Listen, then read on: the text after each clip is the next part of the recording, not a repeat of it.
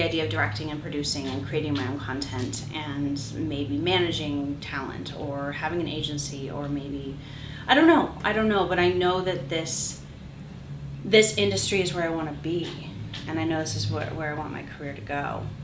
I don't want to be a performer forever. I don't want to probably be a performer for even maybe a couple more years. I don't know.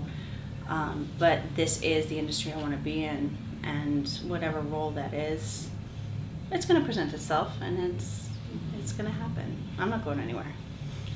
What attracted you to Urban X? Because that's one of my favorite events I covered over the last 10 years, and I was very fortunate to meet key legends like Byron Long, Kitten, Sledgehammer, SIP to him. So what attracted you to Urban X? So I actually got invited. I was at Urban X last year, and I got invited by a friend of mine to attend. Before I got into porn, and this was before I was in the industry that I got invited to go. And before I even got into the adult industry, I really didn't know much about porn. I didn't know people's names, recognize any of them. I'd watch porn from time to time, but it wasn't something that I really knew a lot about. And the thing that I really felt attracted to after attending the Urban X Awards is just the message of diversity, creativity, unity, and really looking at the full spectrum of the performers and looking at who is really making an impact and who is really instrumental in creating this diversity in the industry, as opposed to having this very narrow view of who the performers are, what people want to see, and I'm all about that multifaceted approach.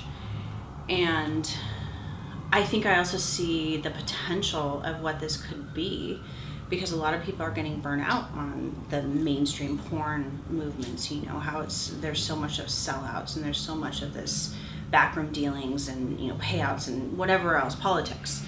So I think I see the potential for a new wave of what this might mean for the adult industry, and I want to be on the ground floor.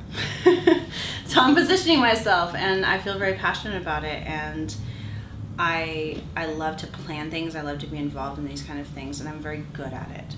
So I know that no matter where it takes me, it's still going to give me the experience of being involved in planning something that is a large event, that is a public event. I'm going to use my social media, my social media following, to promote something that I really believe in. So you really believe in this diverse program for everybody? Absolutely. Absolutely. Fellow believer here too, 10 years. Well, I'm going to do the best I can. I'm a firm believer in whatever form of privilege that I have as a white woman, as someone who grew up middle class, as someone who is educated, as someone who has certain advantages, that I need to use that to create change so there is more of an equal playing field. You saw Black Panther? Yes, it was so good. Oh my God. Question: Lupita Nyong'o or Denai Guerrera? Who would I fuck? Yeah. Can I just have them both? Please? I'm feeling the same way too. I don't want to choose. They're all so hot. Here's the thing that's what they got winning. They don't wear sew-ins or weaves. They use what God gave them, and it just did it. The thing that I love about the portrayal of women in that film in particular is just the strength. The strength and the honoring of that strength, and that being powerful and being protective and being a warrior is something that is celebrated. I don't know, criticized or looked down upon because it's masculine or whatever.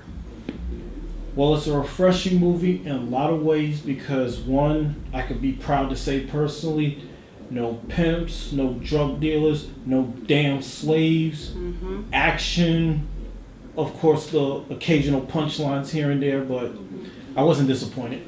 The thing that I loved about it was it had this kind of classic arc of the good against evil and the good triumphs, but the attention to detail as far as how visually stunning it was, and then also the tie-ins with some of the truths of the modern racial dialogue that's going on, and just some of the comments. And I don't want to put any spoilers in there, but I appreciated kind of how it bounced between this, idyllic world and Wakanda, and really honoring that, but then also kind of bouncing between like very relevant conversation around racial tensions and around inequality.